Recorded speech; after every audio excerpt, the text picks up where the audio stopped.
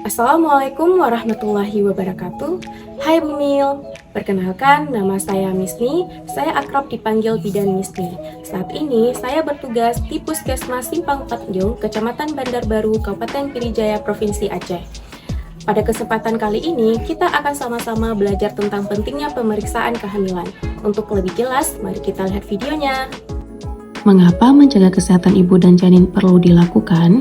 Pada tahun 2020 sampai 2021, terjadinya peningkatan angka kematian ibu di Indonesia.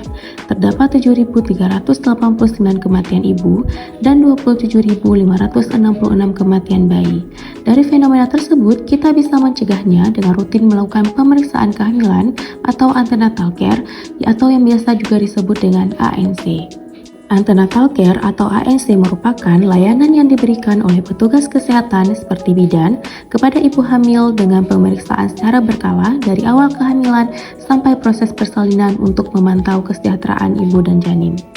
Selama masa kehamilan, ibu wajib melakukan pemeriksaan kehamilan minimal 6 kali kunjungan, 2 kali kunjungan trimester pertama, 1 kali trimester kedua, dan 3 kali trimester ketiga. Banyak sekali manfaat yang dirasakan ibu hamil dalam pemeriksaan kehamilan.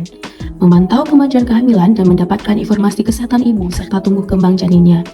Mengetahui komplikasi yang menyertai kehamilan ibu secara dini sehingga dapat menurunkan angka kesakitan dan kematian ibu dan bayi. Meningkatkan serta mempertahankan kesehatan ibu dan bayi.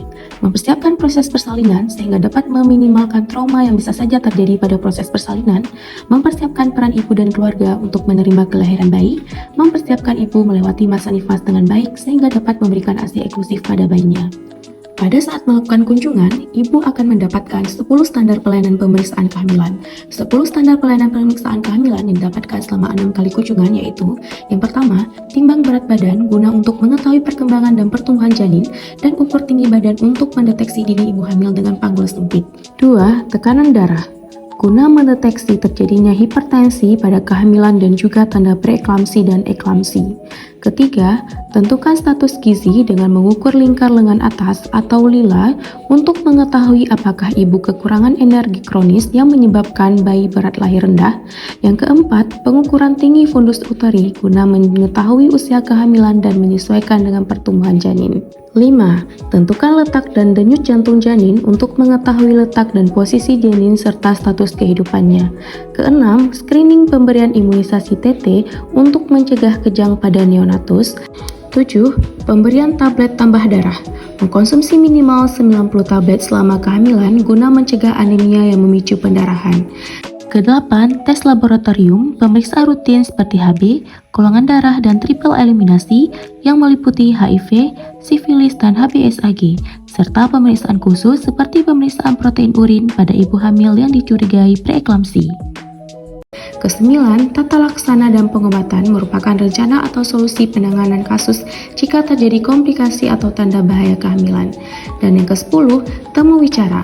Konseling dan KIE menjelaskan hasil pemeriksaan serta hal-hal yang harus diketahui ibu seperti asupan gizi, tanda bahaya kehamilan, dan lain-lain.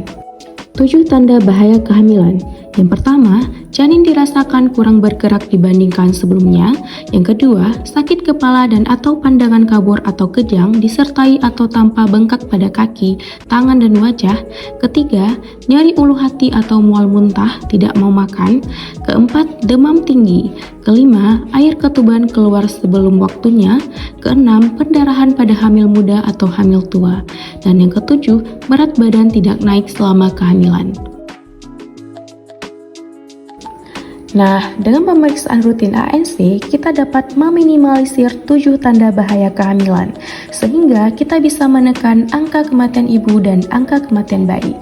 Ayo, lakukan pemeriksaan ANC secara rutin, jangan lupa libatkan keluarga, karena kesehatan ibu hamil tanggung jawab kita bersama.